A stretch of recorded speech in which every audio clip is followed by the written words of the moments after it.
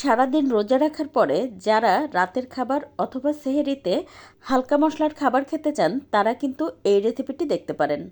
আসসালামু আলাইকুম, কেমন আছেন সবাই? আজকে আপনাদের সাথে শেয়ার করব লাউ দিয়ে অসম্ভব মজার একটা রেসিপি, যেটা খুবই অল্প মশলায় তৈরি করব। ইনশাল্লাহ আপনাদের সবার ভালো লাগবে। ভালো লাগলে প্লিজ একটু শেয়ার করে দিবেন আর একটা লাইক দিয়ে পেজ ফলো করে পাশে থাকবেন।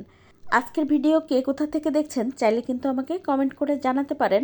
তো দেখতেই পাচ্ছেন আমি কিন্তু একটা লাউয়ের অর্ধেকটা পরিমাণ খুব ভালোভাবে ব্লাড দিয়ে ছিলে পরিষ্কার করে নিয়ে তারপর এই যে পাতলা পাতলা করে কেটে নিচ্ছি। খুব বেশি পাতলা না, খুব বেশি মোটা না, মোটামুটি আধা ইঞ্চি পুরুত্ব করে লাউগুলো কেটে নেব। তো আপনি আপনার পছন্দ মতো লাউগুলো কেটে নিতে পারেন, চাইলে কিন্তু ডুমো ডুমো করেও কেটে নিতে পারেন।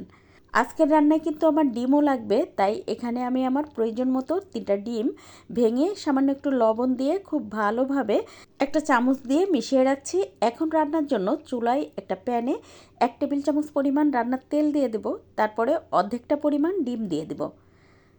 এবার ডিমটা 2 মিনিট মতো হালকা একটু জাল করে নিয়ে যখন একটা পাশ একটু হয়ে আসবে তখন ডিমটা একটু ফোল্ড করে দেব। আপনি চাইলে কিন্তু পুরো ডিমটা একবারে দিয়েও মাঝখান থেকে কেটে কেটেও কয়েকটা খণ্ড করে নিতে পারেন। এটা একান্তই আপনার পছন্দ, আপনি কিভাবে এটা করতে চান।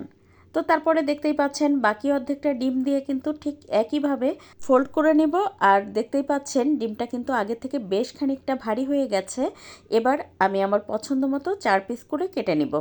তো আপনি চাইলে 2 পিস 3 পিস করে নিতে পারেন। আসলে আপনি আপনার পছন্দ মতো এই কাজগুলো করে নেবেন। আপনি চাইলে 2 ভাগ করেও নিতে পারেন। এবার ডিমটা এপাশ ওপাশ খুব ভালোভাবে আমি ভেজে নেব। আর একটু লাল লাল করেই ভেজে নিলে ভালো, কারণ যখন এটা আমি রান্না করব তখন কিন্তু কালারটা একটু চেঞ্জ হয়ে যাবে। সেই জন্য দেখতেই পাচ্ছেন আমি কিন্তু একটুখানি লাল লাল করে এটা ভেজে নিয়ে তারপরে এবার রান্নার জন্য চুলায় একটা প্যানে দিয়ে দেবো 2 টেবিল চামচ পরিমাণ রান্নার তেল। সাথে দিয়ে দেবো সামান্য একটু গোটা জিরা ফোড়ন আর দিয়ে দেবো 2টা পেঁয়াজ কুচি। তারপর একটু নরম হওয়া পর্যন্ত অপেক্ষা করব।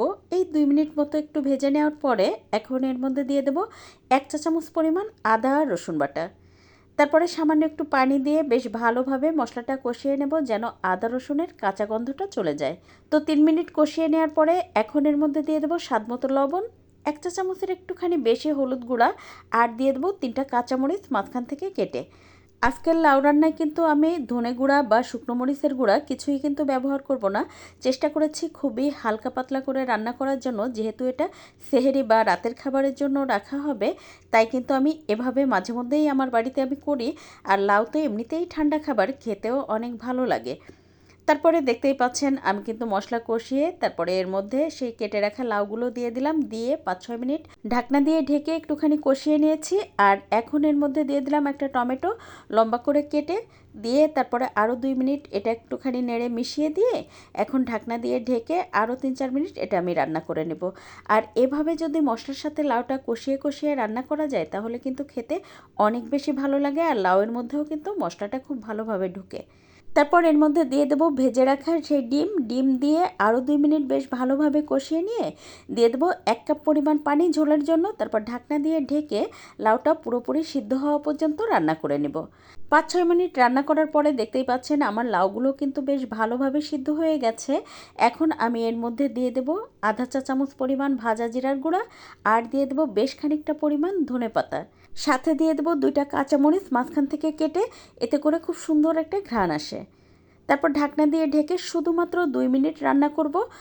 আর 2 মিনিট পরেই দেখতে পাচ্ছেন আমার কিন্তু লাউ রান্না পুরোপুরি কমপ্লিট হয়ে গেছে। এখন চুলাটা বন্ধ করে আপনাদেরকে একটু দেখিয়ে দিচ্ছি এটা দেখতে কতটা লোভনীয় হয়েছে। আর এভাবে যদি আপনি রোজার সময় মাঝে মধ্যে রান্না করে সেহরিতে অথবা রাতের খাবারে খান তাহলে কিন্তু অনেক ভালো লাগবে, আর পেট মন দুটোই ঠান্ডা থাকবে। আজ এ পর্যন্ত, কাল আবার নতুন কোনো ভিডিও নিয়ে দেখা হবে ইনশাল্লাহ।